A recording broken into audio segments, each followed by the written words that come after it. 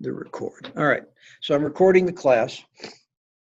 As I said, there are four of you here. One of the reasons that I like to meet face to face is because I want us to be sharing our resumes, cover letters with each other and helping each other to improve them. I'll have lots of comments to make. When you submit like a cover letter and a resume, I will mark it up. I will make some suggestions, mark it up and send it back to you with those suggestions. And then we'll discuss it as a class. And part of the reason is that I have my own biases about what ought to be in these things.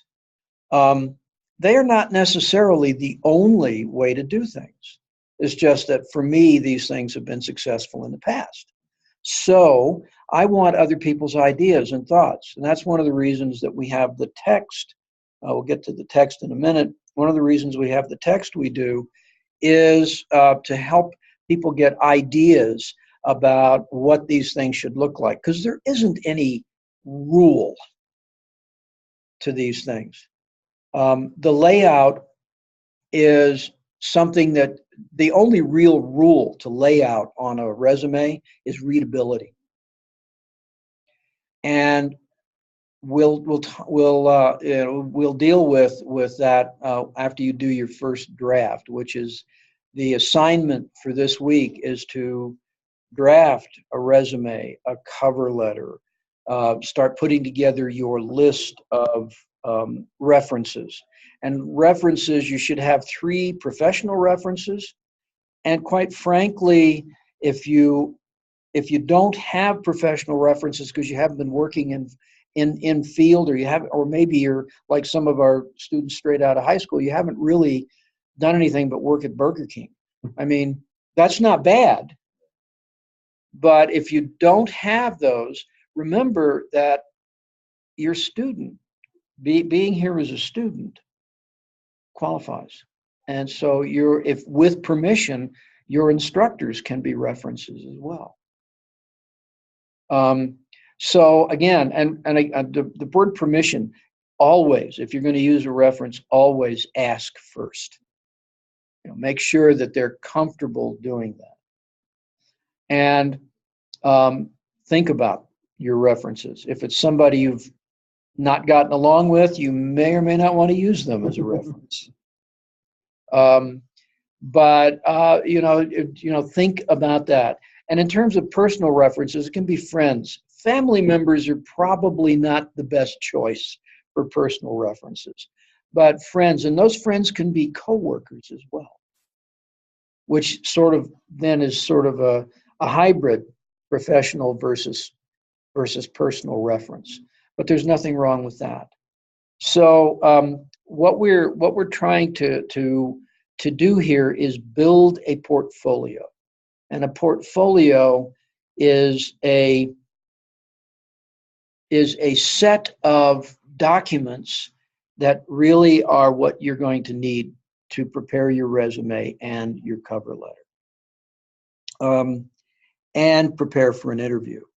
If you're in the IT field, your portfolio might include samples of programming that you've done, that you can use. I mean, if it's proprietary stuff, obviously you can't do that, but it might include that.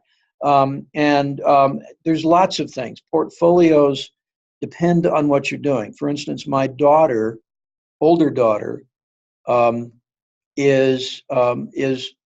took her degree in theater, and she is a really fine director of plays.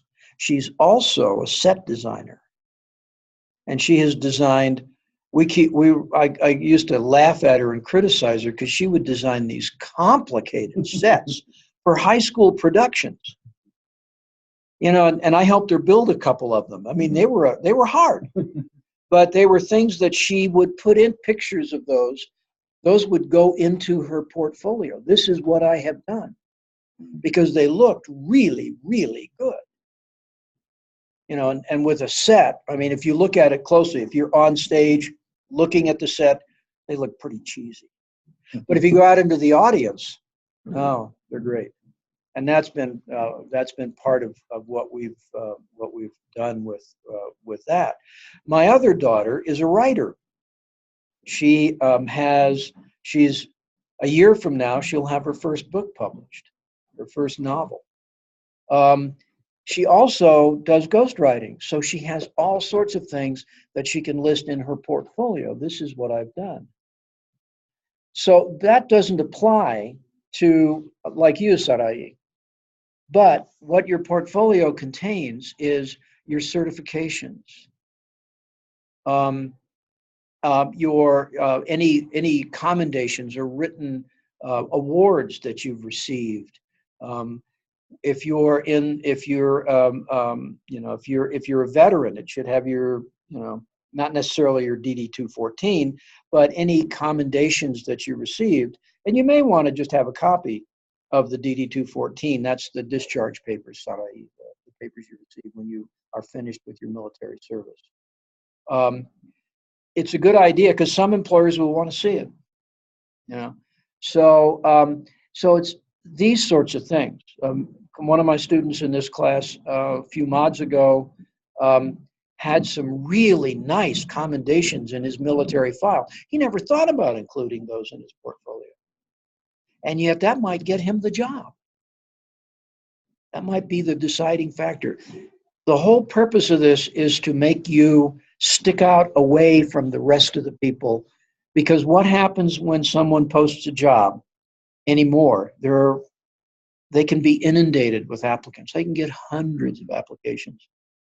So the purpose of this is to make your application, first off, make it very clear that you're qualified for the job, because many of these people will get applications that are just from people who are not even vaguely qualified.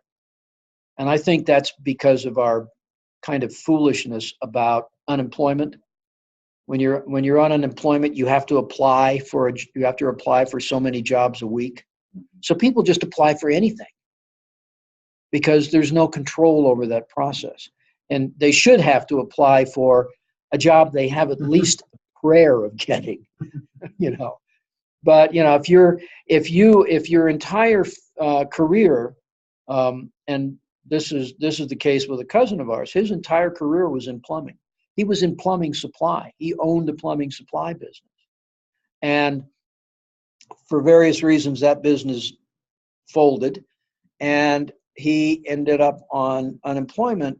And he was applying for jobs that he was completely unqualified for, and had nothing to do with plumbing supply. I mean, it would have been better if he'd applied for a job as a truck driver, because at least he could say, "Yeah, I drove the delivery truck for our plumbing supplies."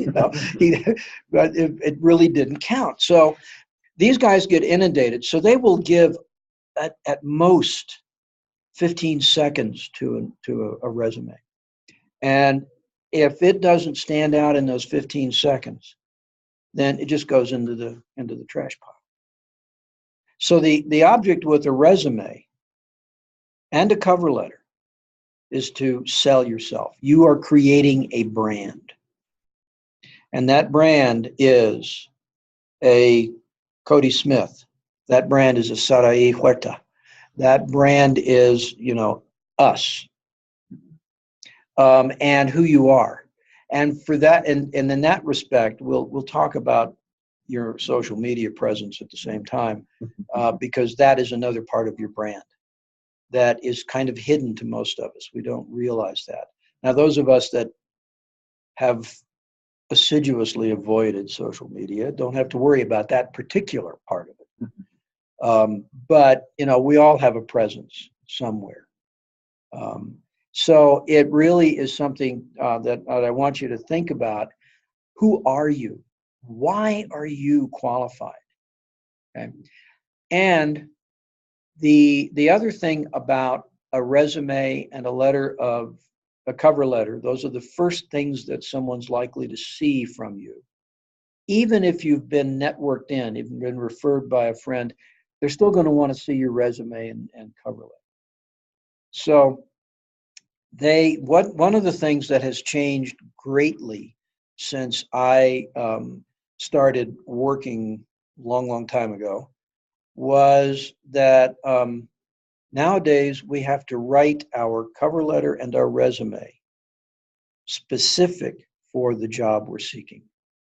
It's fine to have an overarching sort of outline of what your resume looks like, and that's part of what you'll be doing somewhat here. But it needs to target the job. If a resume is structured such that the first thing that you see is a statement of intent. It's objective, it is goals, it is whatever you want to call it, overview. You tell people what job you're looking for. So if you're applying for a job as a medical assistant, and or if you want a job as a medical assistant, and you send in a resume that says, I would like to be a medical assistant, when they're looking for a lab tech, they're just going to toss it. So you look, so the idea is that you tailor everything to the specific job you're applying for. Now that means if you're applying for 10 jobs, you're going to have 10 different resumes, potentially. And that's okay, because your resumes, it's so easy now. When I was first going into the workforce, I had a manual typewriter. I had to type these things out. Nobody personalized these things. You just, here's my resume. You know, you like me, fine, come and interview me. And it was a lot easier at that point to have that happen. But that was the expectation. Now the expectation is that you're going to be very specific. So your first task in your week assignment is to go out and find a job posting. And then the rest of the class will be based on that job posting. And we will look at the job posting very, very carefully. So if you are interested in, say, pharmacy technician, you look for a pharmacy technician job posting. If you want to be a medical assistant, look for one of those. If you want to be an IT security specialist, look for something that has that. And that is your objective. My objective is to obtain a job as, okay? The next part of a resume is the qualifications. What qualifications have you for this job? In the case of you, it's going to be a big thing to be able to say, I have my Microsoft Office Specialist certification, or I have been specialized in, or I have a certification in Java programming, or whatever that counts. Everything that's related, especially, I picked on IT security because one of my students from last mod was actually, that's his desire. He wants to go into IT security because that's what he actually did in the Army. So now he's got a degree in it. So so that's what you. But it's very much anything that is a certification in programming or the management of data or any of that is a qualification, because of course IT security is it's a universal field. So and as for you, Sari, you're at the end of your other class, 299, Med 299, you'll be taking your certification, first certification exam. And you'll be wanting to make that decision probably in your first class today with Tel, as to what that's going to be. And she'll work with you then to be sure that you're prepared for it. But that's something that you get that certification, that goes right into your resume, right there. That can be an important part of it, because if you look at these job postings, like if you decided to do the certified medical assistant certification,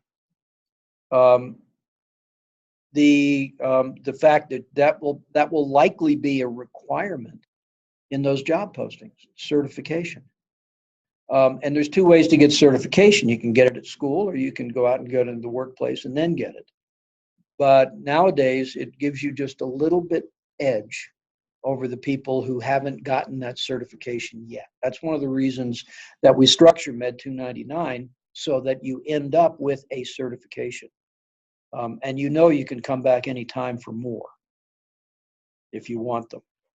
So, we want you to be able to put that onto your resume. Education is another part. If you have a college degree, and we're going to write this as though you have your degree, okay?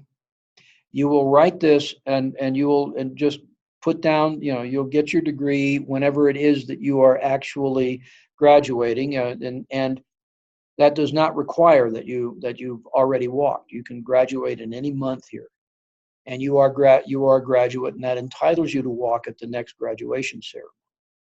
But your degree comes when you finish your program, according to your contract and as modified with the school.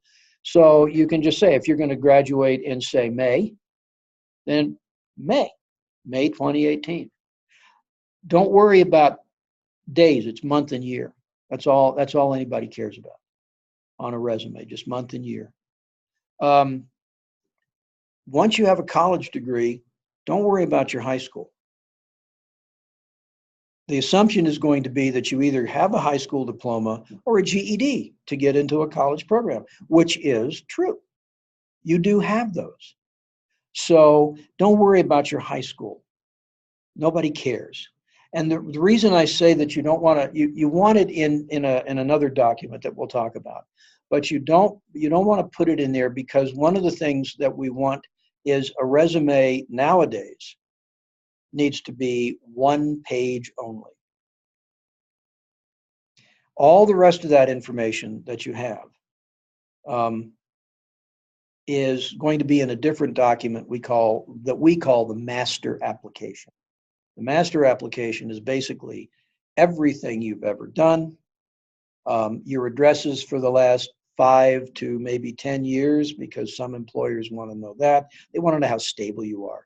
And it's not that they care if you've moved from apartment to apartment to apartment in Fort Collins. It's that they want to know that you haven't hopscotched from, Lincoln to Raleigh, North Carolina to Fort Collins, every 6 months. They want to know that you're stable as an employee. But that's something that comes on the formal application that you might fill out.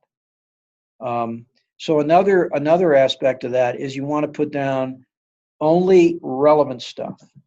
And again, relevant is a broad term.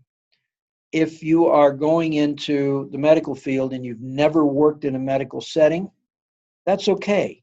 If you have worked in other settings, and I'll pick on Burger King because I just had a student whose first working experience was Burger King. You've learned something about customer service. So their relevance depends on how narrow or how broad you define it. If, of course, you have direct experience in the medical arena, you highlight that. But it is your employment history needs to be as relevant as you can make it. If you are first entering the workforce because you've just graduated and you've been and you've just done other things for a while, that's okay. Put down what you've been doing, but don't try to make it a full work history. Nobody cares if you started babysitting at age 13. That comes out in the interview. That comes out in the interview. But the fact is that you need to have something that says that you've had some contact in the work arena, and most of us have, one way or the other, been working. And you here, you're one of your employment, bingo, you're computer tech here at, you're the computer go-to guy at College America. That's a good, relevant work experience. So, you want to include that. But again, we're one page. There's some discussion about other things. Special awards sometimes go on these things, but only if you have room. You know, we don't want to go over a page. And we want to, especially when we're listing our qualifications, bullet point them, because that's easy to read. What we want to do is make this as easy on the reviewer as possible. Because if they look down and they see this narrative, they're just going to toss it. They're not going to spend the time to read through a paragraph that lists all your qualifications. Even if you bullet point it, you can have exactly the same material. And make sure that those qualifications match what's in the job posting. Will you have everything they want? No. In a job posting, they generally say, these are the must-haves. And these are the nice-to-haves. And then you can assume that everything else is sort of icing on the cake, if you will. Anything else that you know. In your case, you have experience with using the Office package, and you've had training in billing and coding and insurance and all the other things that are necessary for running an office. If you've had any of those certifications, obviously those go up front. Those are your top, okay? Unless you've got 10 years experience doing, you know, like my military guy that did computer security stuff in the Army, he can right up front, he wants to be a security, IT security specialist. That's the first thing on his resume. I did this in the Army for 8 years, you know. So those things can trump the qualifications, or the certifications, but they fall in line. Leave off things like excellent customer service. You know, they're gonna assess that in your interview. They're going to be doing that. They'll ask you lots of questions. So when you write your resume, there's the course text. We'll get to the text in a little bit. When you're starting on your first draft of your resume, just write everything down. You know, take a look at it, because what I want you to do is understand that you think, well, I don't have any experience. I have a lousy. By the time you get finished writing down everything you've been doing, your resume suddenly looks a lot more impressive even to you. But don't fall into the trap of thinking, I've never done any of this stuff. I don't know what to do. Write it down. We'll restructure it together so that it looks really good. And that's really the whole idea. I think that we all fall into the trap of thinking that, you know, why do I think I'm qualified for this? I've never done anything like this. I guarantee you, I've ended up doing things that I never thought I'd do in my life, including some things that when I was in school didn't even exist as jobs. And so but write it all down. Take a look at who you are and what you've done, and then we'll make it work. Everybody has to have a first resume. I don't care if you're a 13-year-old who wants to babysit. Somebody is assessing you. You know, the first clients you get as a babysitter are going to look at you and say, you know, is this good for my kids? You know, is this person a nice person? Blah, blah, blah. You know, that's a form of, that's an interview, but it's also a form of assessment. So write it all down. Let's get it down. Now, cover letters are the next thing we look at. Cover letters always go with a resume. I don't care if it's an online submission or not. You should somehow or another get a cover letter. Cover letters are, you know, as the resume is sort of like an outline of who you are. The cover letter is the narrative. That's where you say, I found your job posting on Indeed.com. And a cover letter should always say where you found the job posting. And that's so that the employer gets some feedback on what job posting services they use are actually effective. And so what you're doing is sort of giving them a little right up front. Right away, they're saying, oh, yeah, okay, great. That gives them a sort of a positive feel. So I found your job posting for position on Monster or whatever, .com, and I'm very interested in applying for the job. And then you move into a paragraph that says, I am qualified, that basically says, I am a graduate, I have an associate's degree in medical specialties from College America. I have a certification as a CCMA. I am certified in CPR. They'll require that too, CPR and first aid, all of those things.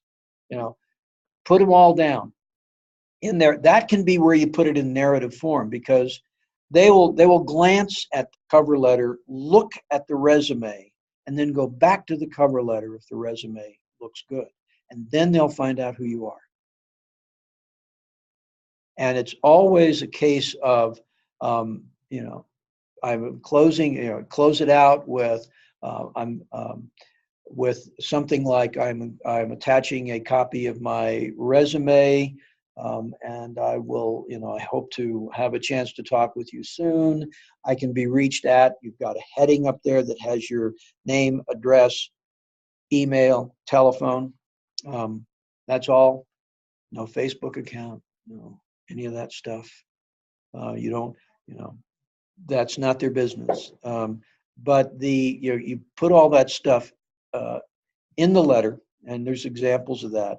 And at the end, you say, I would like to call you in a week and discuss my application and arrange an interview. Leave it at there. And then sign it. Who do you send it to? Well, most job postings don't say send the job send the application to Dwayne Smith at blah blah blah blah blah. Most of them will come from like an HR department, and so what you're doing is sending them to an HR person. So it's a to whom it may concern kind of letter. But we'll go through how you address these things as well. But you always send a cover letter. The other thing is that most of these organizations now are using software to do initial screening. So what they may ask is that you upload your resume into a field in their posting online. And that field is then fed into their software system, which then goes through and looks for certain kinds of information based on the qualifications required, what we call the keywords. So if they're looking for someone who's a certified medical assistant, it's looking for that. And if it doesn't find it, it rejects your application. You may have been the perfect candidate, but you didn't get past first base. You struck out right away. So they will put this through. And so that's one of the reasons we talk about looking at those qualifications. What we call the key words are the things that are critical. The title of the position, that's critical. Their required qualifications, they have to be there. The nice to haves, that just sort of raises you on the hierarchy. And then anything else that they actually request needs to be there. It should also appear in the cover letter. All of that. So one of the things that you'll do when you do after you do your job search and you do your initial resume building is we'll go through the job posting and actually highlight all those key terms that are in there, the important words that we can really expect to have any sort of computerized system I won't call it an AI system because they're not. They just look for words. But a computerized system that searches these applications for the appropriate candidates. The whole purpose of your resume and cover letter is to get the invitation to an interview. Okay. That's the whole reason for doing so. As I said, we'll be working on that. Now let's take a look at the textbook that you have. If we go into the shell, come on, there we go. Had to make my computer respond. There is, in the course home, there is something called VitalSource ebook. That is this book right here. And I'll be honest, if you would rather have a copy of that book, talk to Nate. We've got copies on the shelf. Eventually, we are going to a system where all of our texts are going to be online texts. And ultimately, we will not have texts, or at least very many copies of any texts here at the school. But until then, if you would rather have a hard copy, ask Nate. I'm sure he'll be able to give you a copy. But the thing about the book here is this is actually pretty good. The people here, Aishan and Aishan, are obviously, they're a married couple. Either that or brother and sister. I haven't figured out yet which. One of them is a professor, and the other is actually a person who professionally writes resumes for people. And now, obviously, she would be working with mainly executives, and executive resumes are totally different from other kinds of resumes. And often, you don't even need one if you're looking at an executive position, but we're not doing that here. But nonetheless, we have the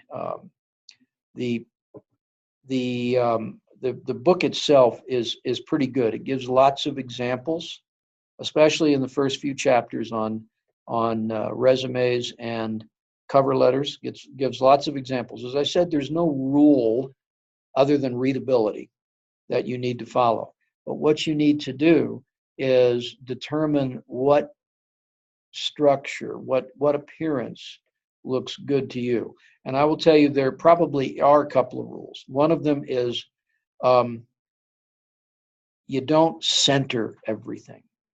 You can center section heads like objective, qualifications and stuff if you want. I generally don't care for that. I prefer them to be left justified. But whatever style you choose is not relevant to me. It should be whatever you're comfortable with. And there are, as I said, there are different views as to what the style ought to be. But first off, you want to develop a letterhead, which would be your name in sort of bold and a larger font. The other thing is, a word on font.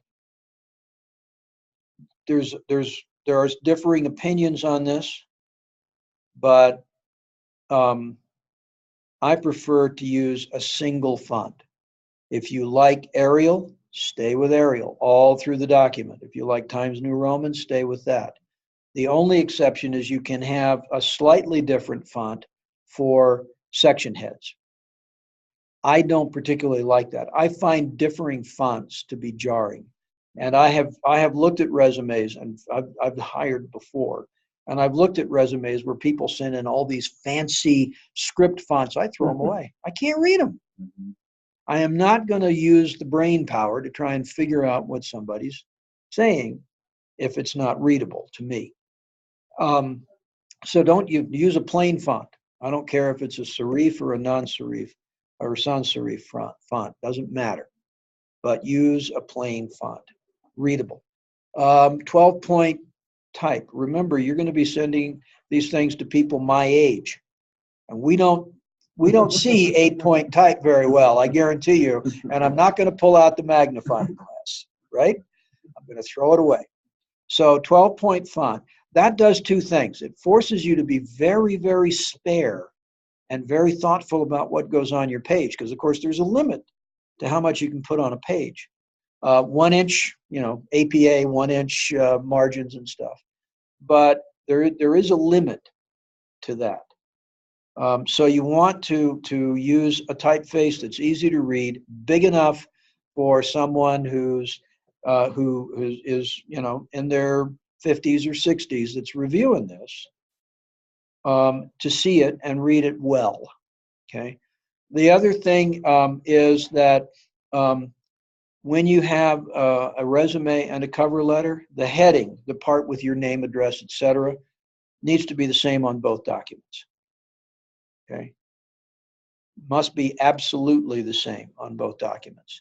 Again, this is so that somebody doesn't look at something and get this, is this the same person kind of reaction? Because that's exactly what happens if you use very different headings on these. So it may, again, what we're trying to do is make things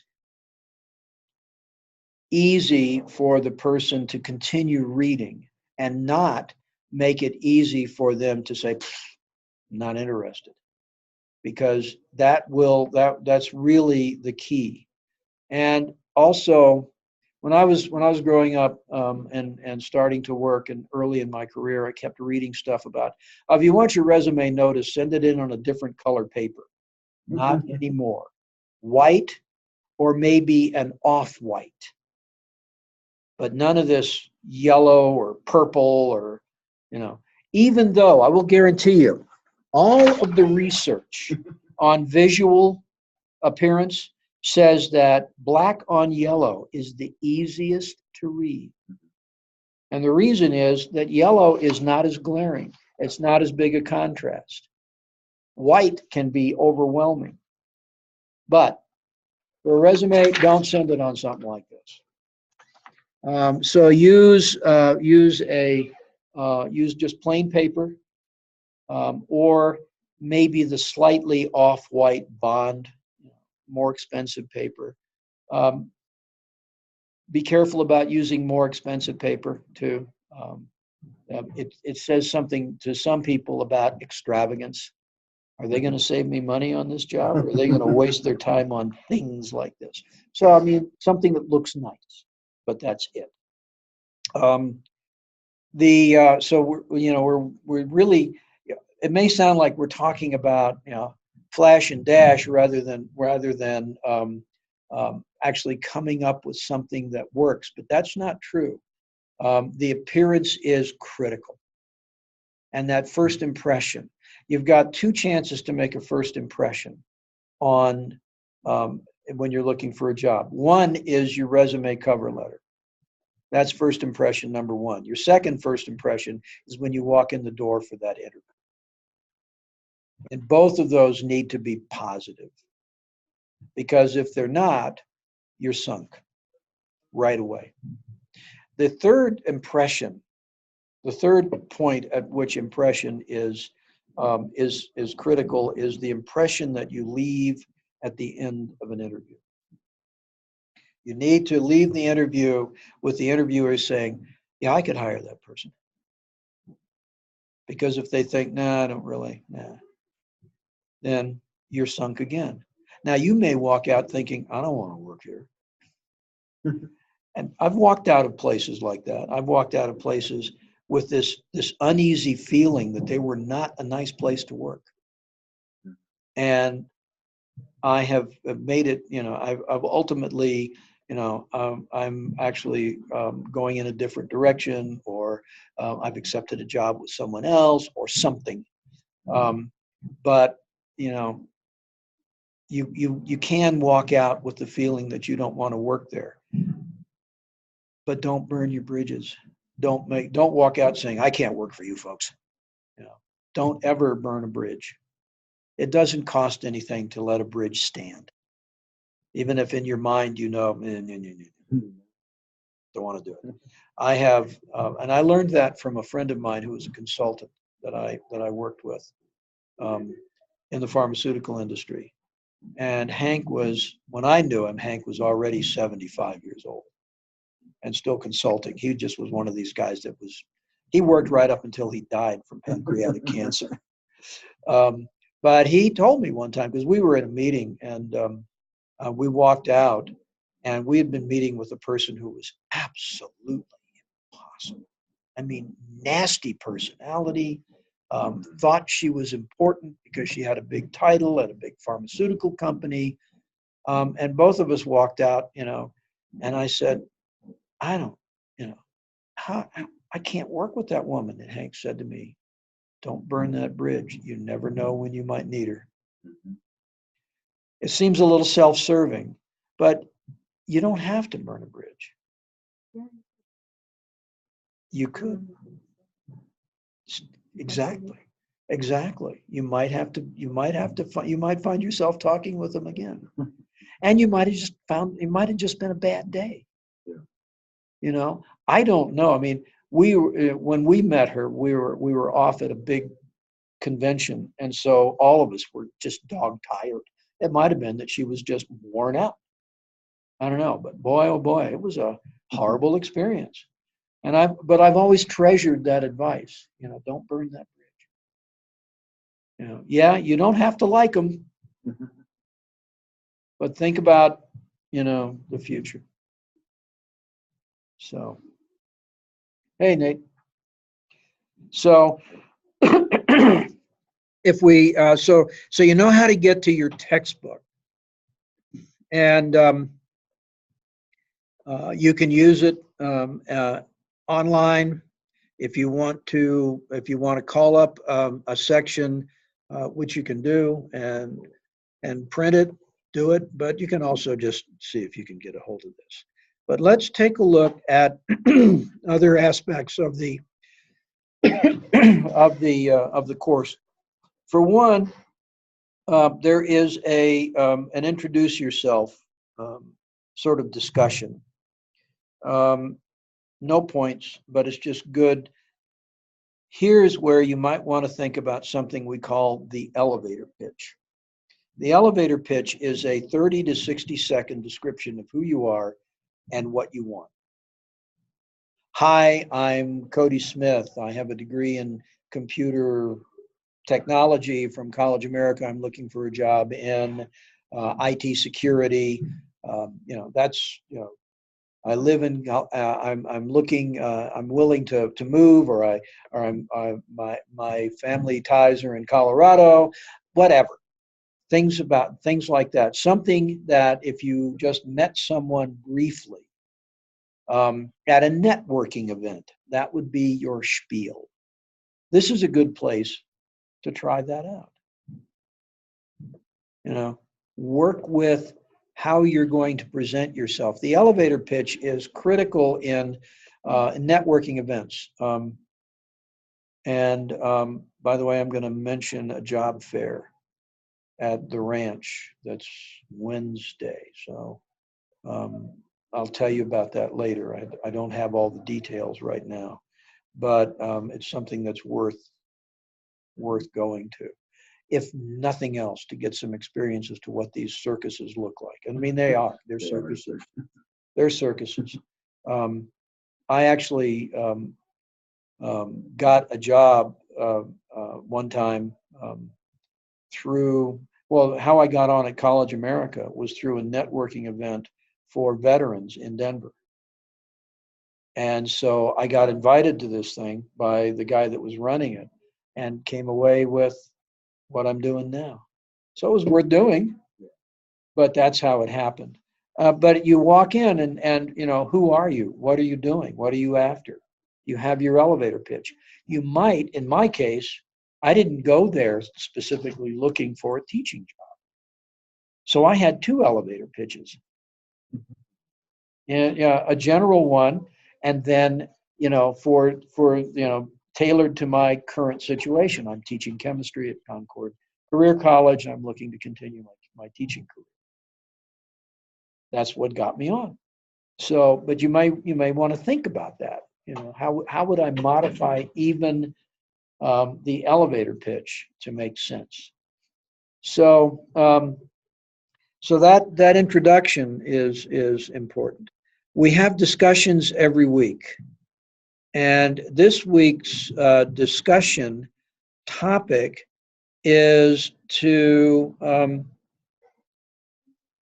look at resumes that you may have prepared in the past. After reading the materials that are available in the readings and tools and stuff for this week, there are many actually pretty good videos in there that most of them are short. I think the longest one is 15 minutes, maybe 22. I can't remember. I was looking at so many of these things yesterday. But there are a lot of videos in there, and then there's the textbook material about what resumes are today. So what we want to do is look at mistakes that you've made in the past and how you're going to improve that. You will notice that I've already posted on there. So I've talked about some of my experiences with resumes. And so what I'd like you to do is read what I have to say. Don't use that necessarily, but look at what you've done in the past and how that compares with what we're saying now for a resume for a specific kind of job that you have. So that's the discussion for this week. We expect you, as usual, to post by Wednesday night, and then provide some comments to each other as well. The assignment for this week is to get started on your resume, to get started on your cover letter, first draft. The idea is to also look at the videos here. Take a look at the videos that we have. There are a bunch of videos that have been prepared by the school, by IU, Independence University, which is our online sister school. And take a look at all of those. There are some really good tips in there about structuring a resume. I don't necessarily agree with everything they say, but as I said, it's all personal preference. And my major complaint about resumes is that altogether too often they're not readable, or you have to search through the information, or you read down and there's these long paragraphs about everything you did on your job at Burger King. I don't care. I'll ask you that in the interview. If I see a resume with long text, throw it out. I don't have time to wade through it to see if there's something there that the gem that's really there. I mean, in all of these, there should be a gem in that you have to, but we're not going to look for it as hiring managers. We're not going to hunt for it if it's not readily available. So there's all of those. Your cover letter. So there's several of those as well. References, and start developing your list. So that's your assignment initially here. We'll be expanding on that in future classes. Now, the way classes are structured now, what I'm going to do is we'll take a break in about 1 minute. We're about 9:30 right now. we'll take a break, and take a 10-minute break and then come back here. And then for the next, hour and a half or so, I want you to start working on your resume and cover letter while you're here. And then I know at 10:30, you are going to have to go to Tell's class. So the rest of today's class, we will be talking about the cover letter and resume, and a couple of other topics. So I will send you the link to the video that will result from this class. Now, while you guys are working on your resume and cover letter, I will not be recording that part of the class because it's kind of irrelevant to the people who aren't here. But what I want to do is make sure that you will have access as well to the rest of the class. Okay? All right. So it's 9:30. Let's take a 10-minute break, and we'll come back and go to work. Okay? All righty. Resume the recording at this point. And so for those of you that are viewing this, we've just taken some time to have the students here look for the job posting that they're going to base the class on and start drafting resume and cover letter. So the rest of this class will be talking about that. So what I was going to suggest, Cody, is that you go ahead and submit your drafts to the assignment box, and we'll pull them up and go through them. Sure. And the job description too. Let's go ahead and just get all of that. If you have them, anything you have, let's get them down here.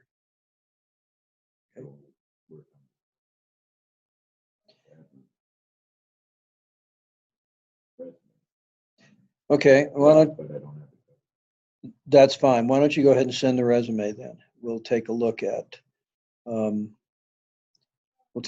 that.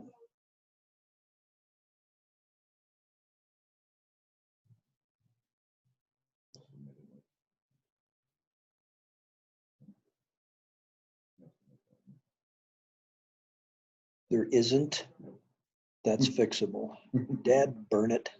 What have they done?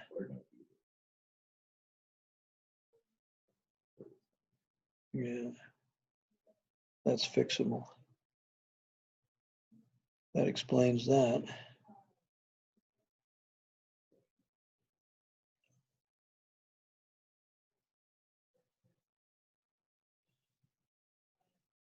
Okay.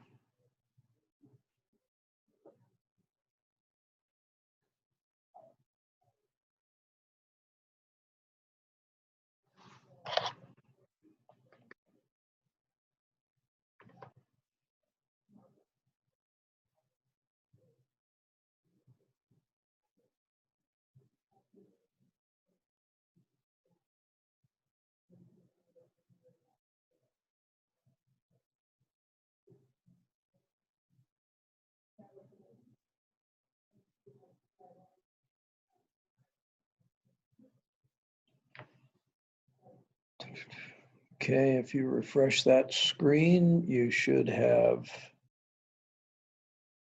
a submission button and some due dates.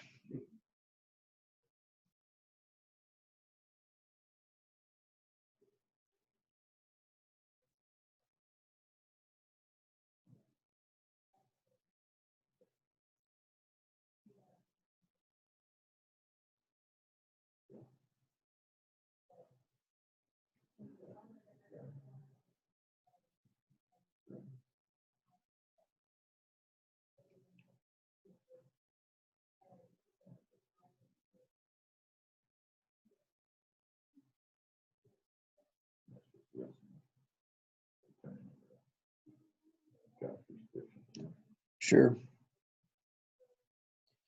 That way we can look at everything and take a look at it. Um,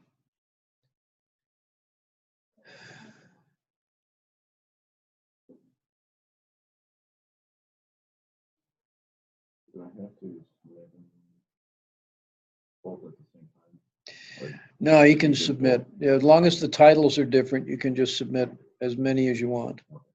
just submit It shouldn't, as long as the name of the new assignment is different. And it can be, you know, like um, you can have the same name, but a different, you know, file type, you know, docx or pptx or whatever. And it'll take that. But if you submit something with the same name, it will simply replace all of the old ones without deleting the submissions themselves. So it's kind of self-defeating in that respect. Alrighty, so let's go.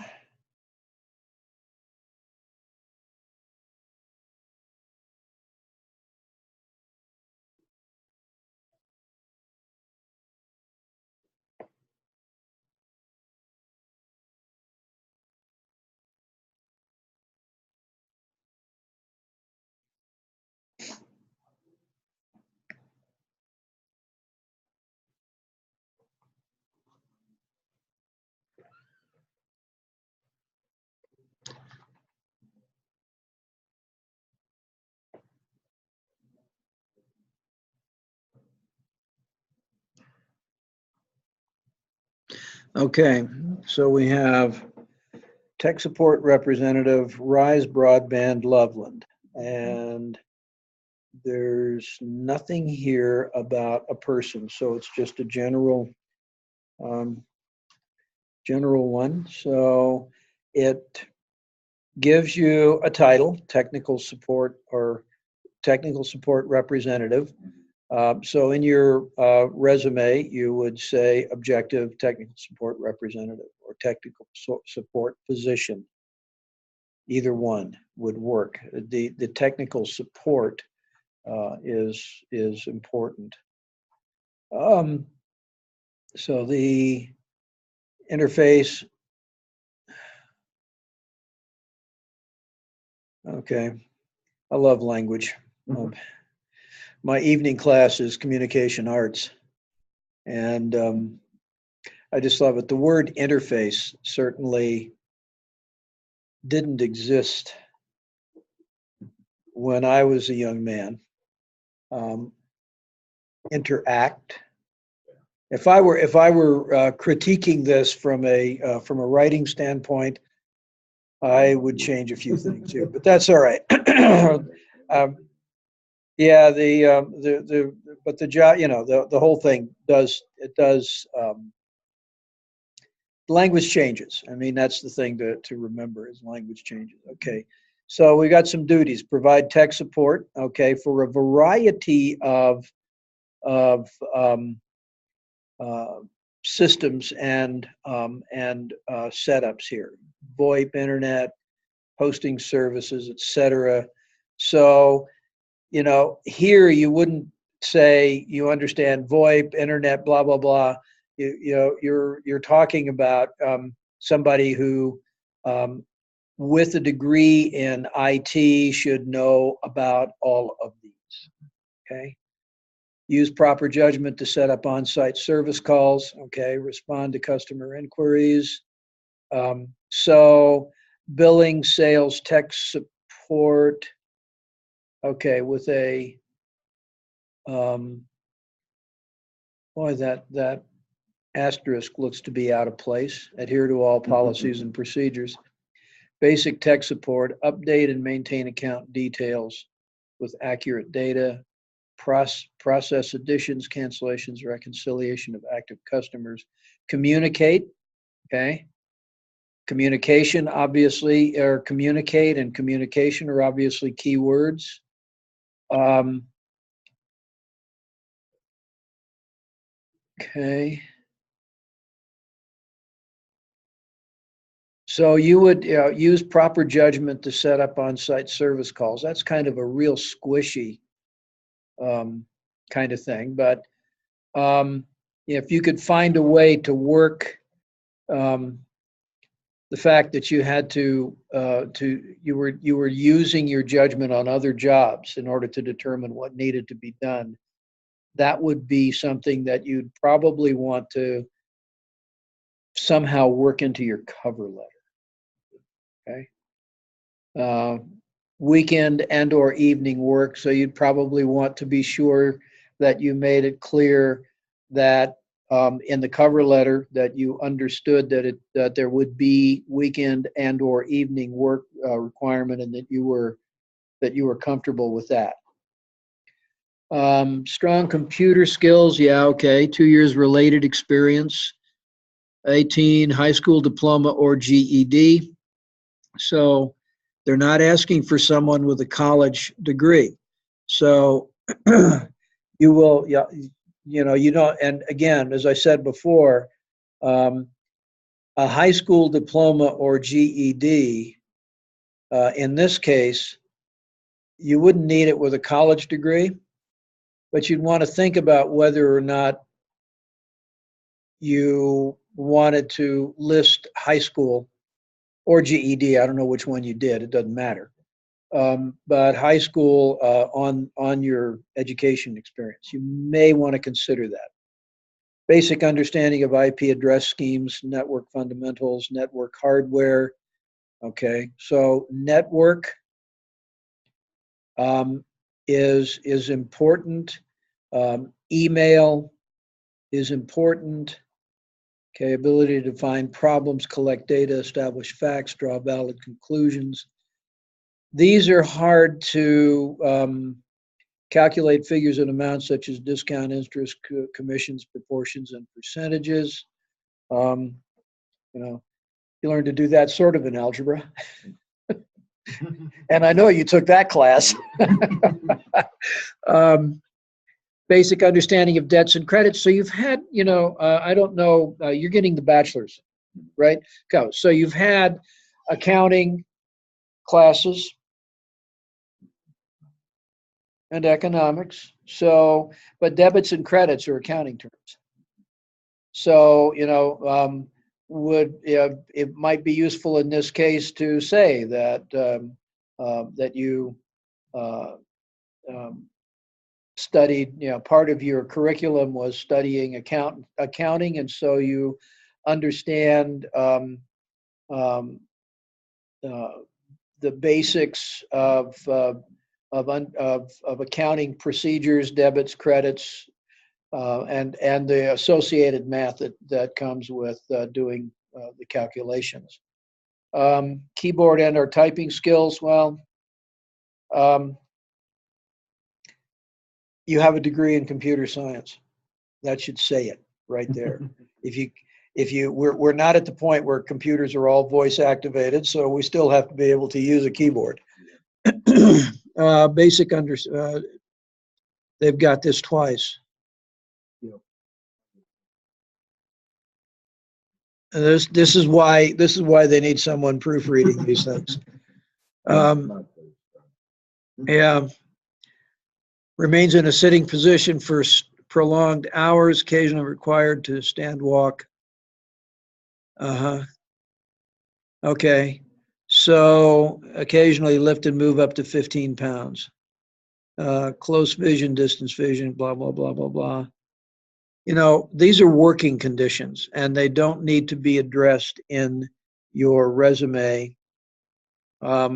You may, in your cover letter, want to say something about you are accustomed to a varied work environment that includes prolonged desk time and also having to move and carry objects. Okay, because that's what you do. I mean, you haul computers around to people, and you are sitting often at a desk. So that's fine. Talk and hear. Well, Working conditions may include being in an open cubicle or workspace area. That's not. Okay, so they stay right here that Rise Broadband only considers applicants that complete the electronic application.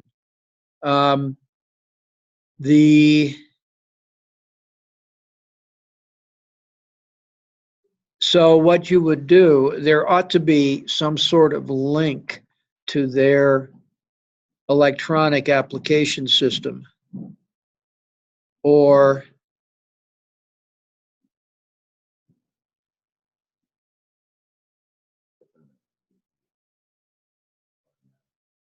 yeah, okay, yeah, okay.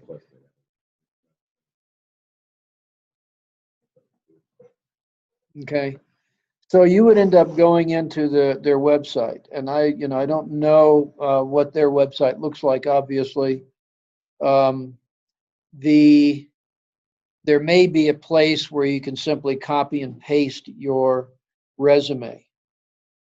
One of the things you want to ascertain before you do that is whether it can go in Word format, or if it has to be a text format. If it's a text, you simply convert your document to text format and copy that. That's no big deal, but it depends on the system they're using. Nowadays, it's not unusual for them to be able to accept a Word document, copied and pasted in. But there are some of the older systems couldn't deal with that formatting, and didn't deal with it at all. So there may or may not be a place to submit a cover letter, in which case you're going to be in a bind about that. And it may be that you can't submit a cover letter.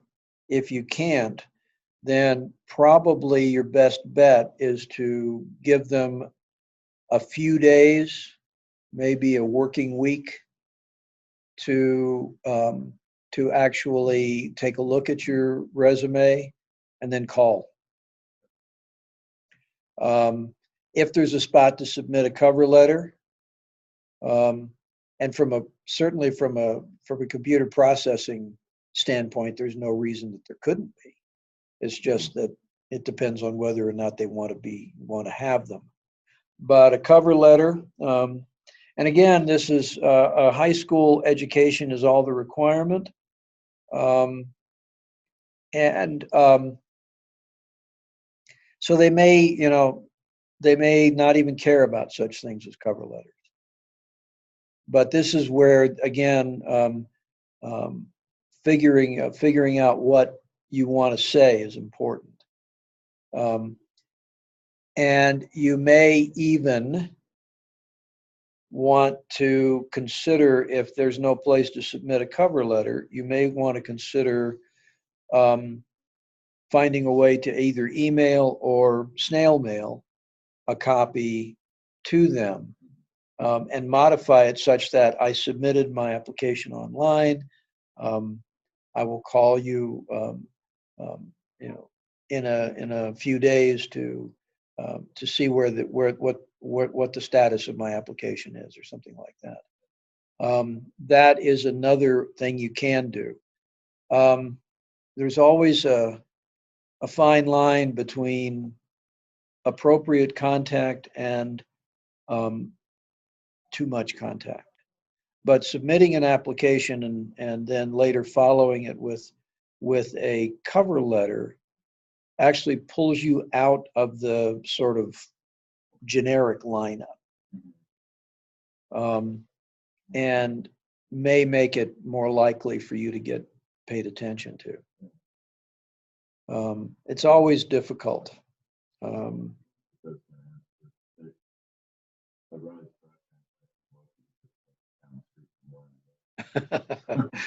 That's not bad. So would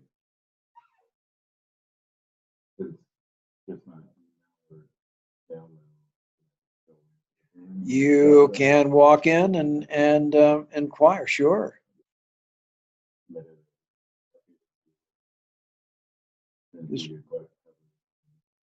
Yeah, yeah, that would work.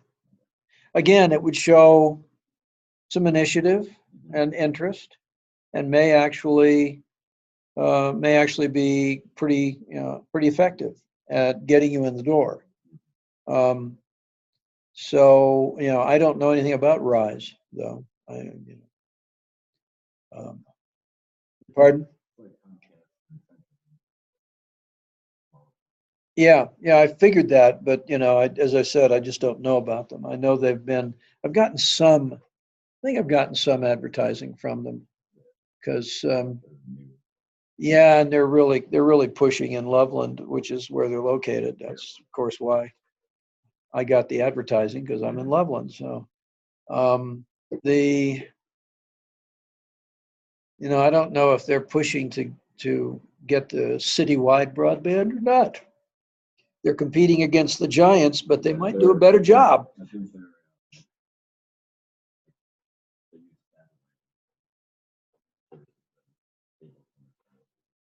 Uh-huh.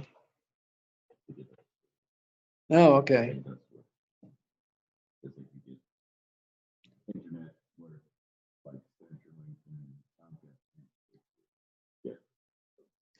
Yep. And if Elon Musk has his way,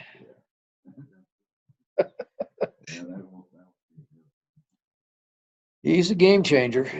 Um, yeah. So,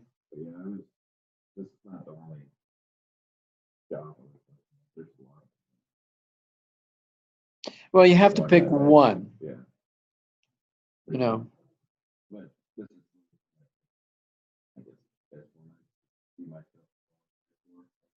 Hmm. Okay. Yeah. And you never can tell with these organizations. This is a position. Obviously, it's a foot in the door position,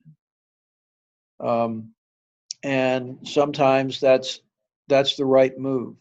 And sometimes they'll look at you and say, well, you're really overqualified for this position. However, would you be interested in? And you might find yourself talking about something totally different, in which case you're going to have to be real quick on your feet. Um, but I mean, obviously, the answer, if they're saying that they like what they see, yeah, and so that gives you a somewhat of an advantage right there. If they're thinking, oh, gee, this really looks interesting for this guy. So, you just don't know. You don't know. But the issue for now is that we see this. As I say, there's a couple of things on here that um, kind of kind of interesting, and the fact that they duplicated one of their job requirements indicates to me that they didn't really study it very well. But that's okay. So there's your job application. Let's um, let's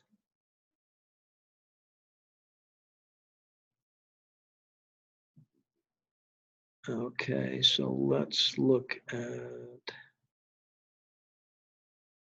the resume.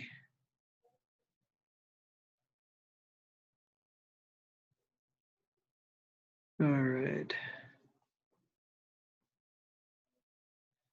Okay. So let's take a quick look at your resume here. So that's a good heading.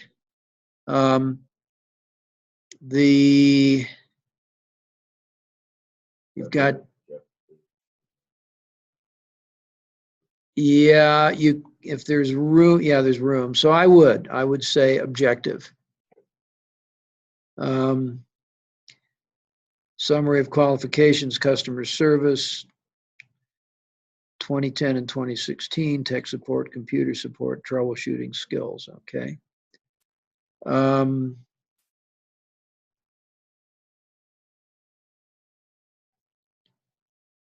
all right. So let's back up, back up. Let's look at the PD.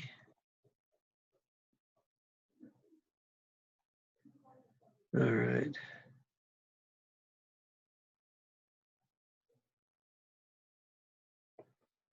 Okay.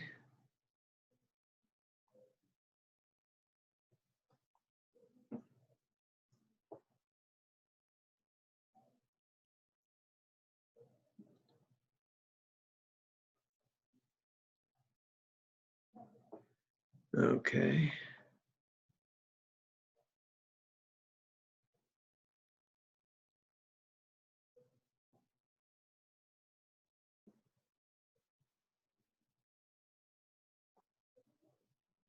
All right, I'm not able to get to that easily, so we'll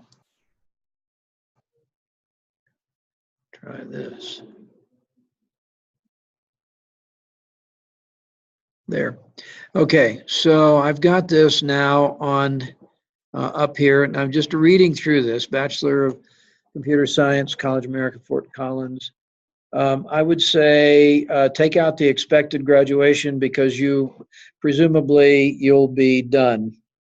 Okay, so March 2019.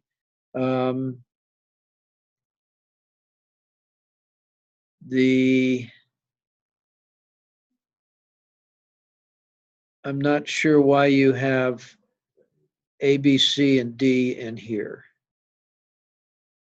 Yeah. Employment, IT, support. Okay, all right. All right. Delivery driver, customer service, yes, good.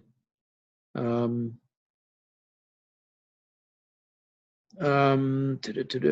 not sure what under delivery driver memorization is therefore. I'd pull that out and just say multitasking, troubleshooting, and organizational skills. Track vehicle mechanic at Fort Riley.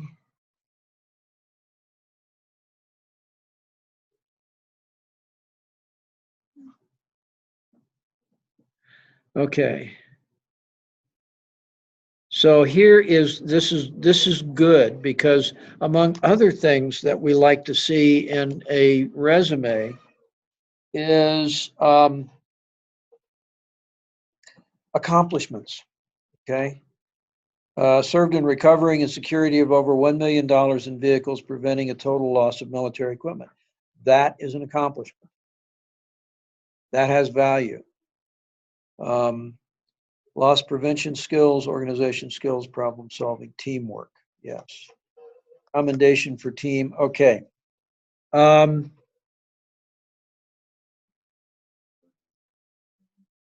yeah.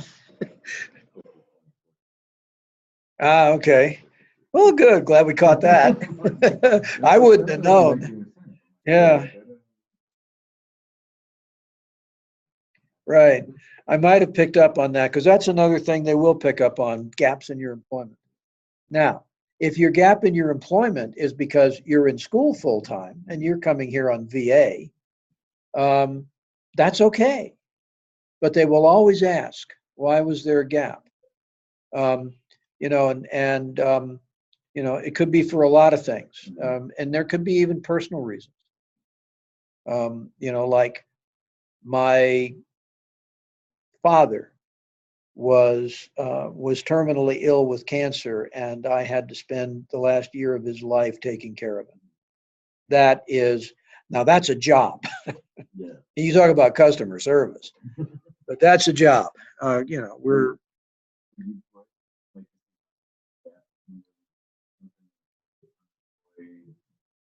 This is what I did between I can period or I take care of my parents or I would put that into a cover letter. in the government. Yeah.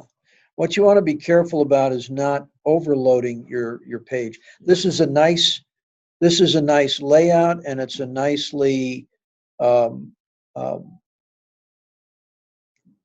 nicely structured so that it, you don't look at it and say, "Oh my God, there's so much here."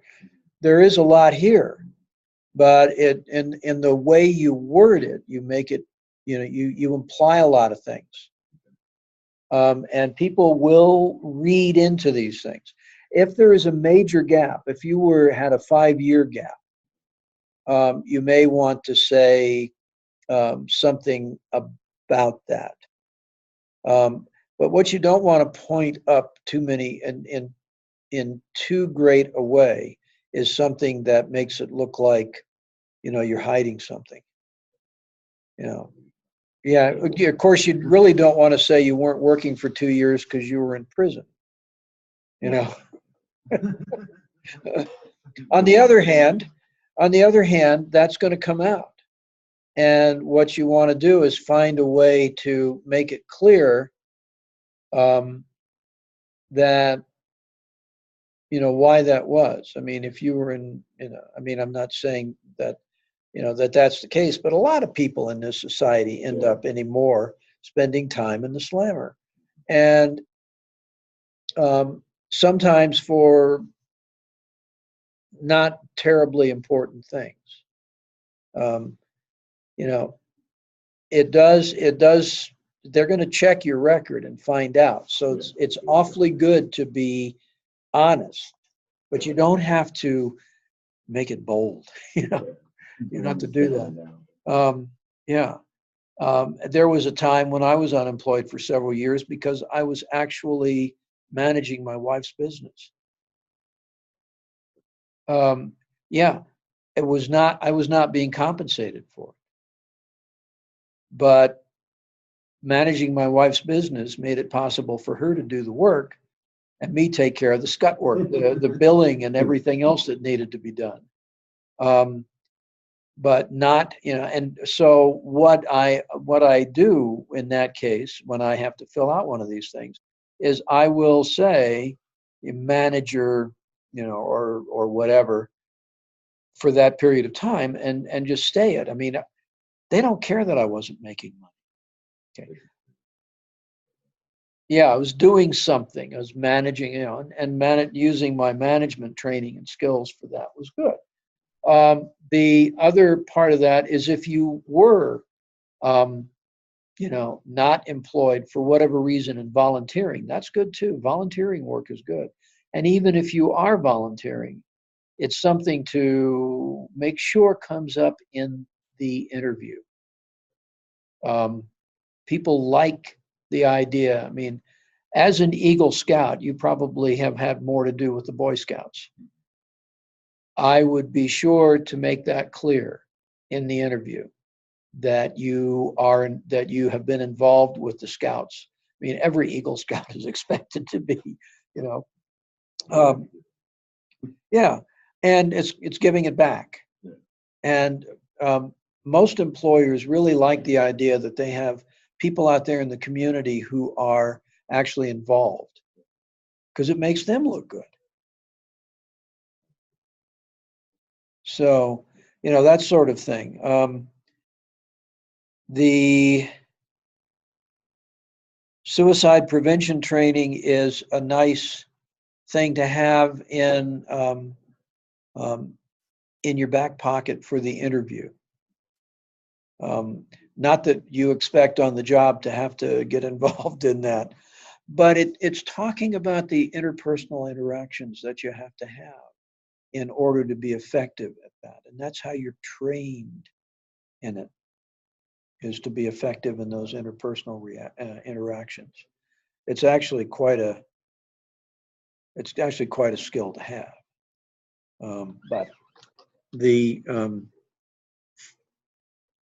But I don't know that it fits here. It's the sort of thing that comes out in interviews when you're talking to people. Sometimes in just the casual conversation. If the interview is going well, there will usually be time for some casual conversation. If the interview is if the initial interview is just a meet and greet kind of thing where they're going through 20 candidates, then it'll be a little different. You won't have an opportunity to talk about those. But if you can work in some of the things um, uh, that are there, I like the fact that you've got this commendation. If you have a copy of that, that goes into your portfolio. Um, and that's really something that ought to be there. But so you were at Fort Riley for 3 years. Yeah, that's still an armored division unit, an armored unit, right? Yeah, I had a cousin who was a commander of a tank unit in Vietnam, and that's where he was. That's where he was stationed stateside. Pardon? Yeah, yeah, I bet. I bet. Big post too, as I understand. Yeah. Well, there's a lot of room in Kansas to spread out into.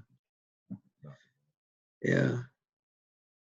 Although I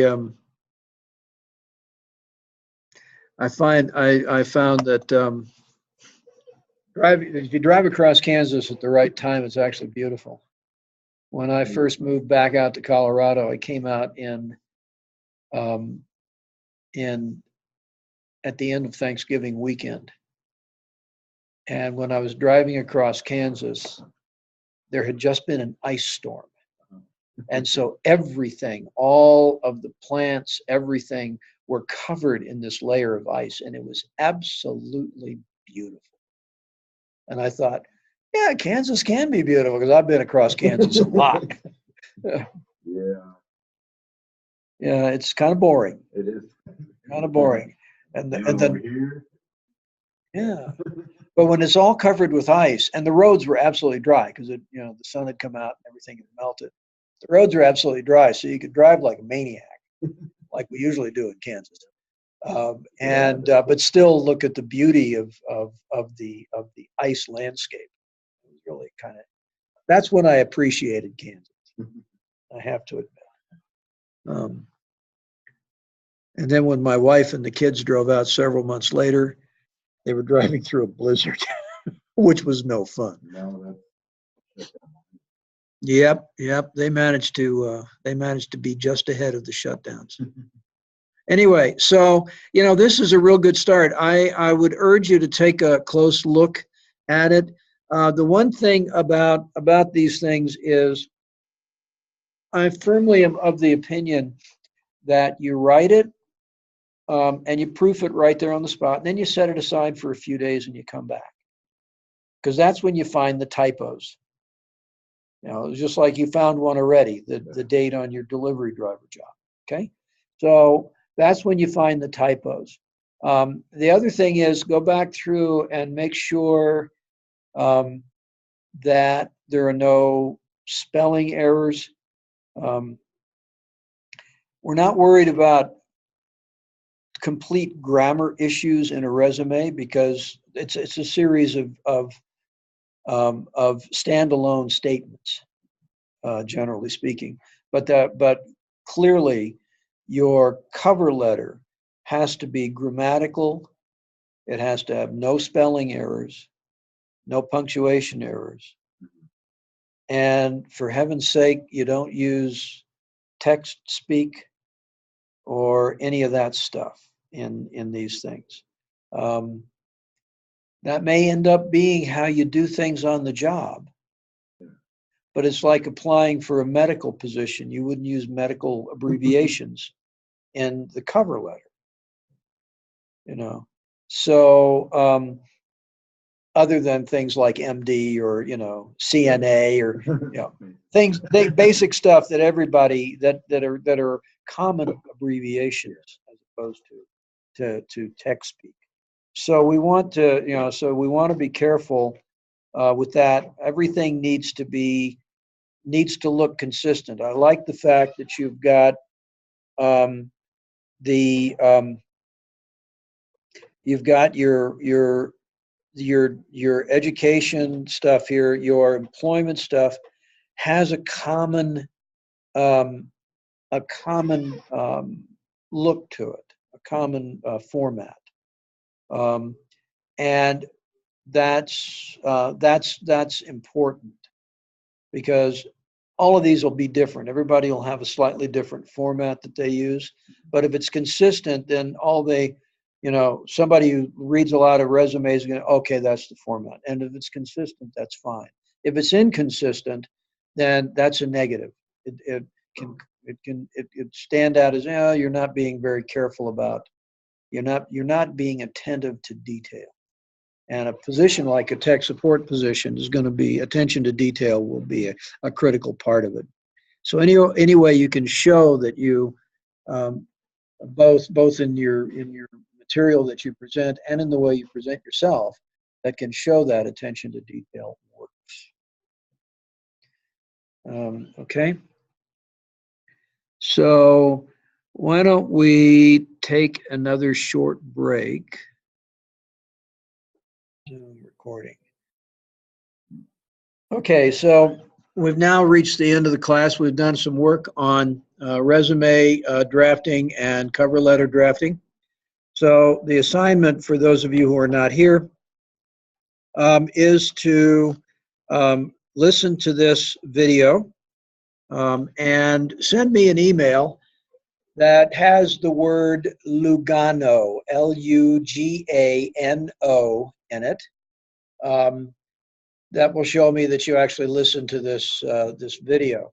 Also then get started on the discussion.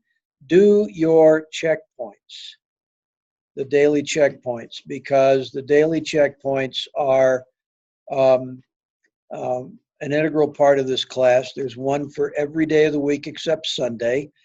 They're open only for one day, so you can't go back and pick them up.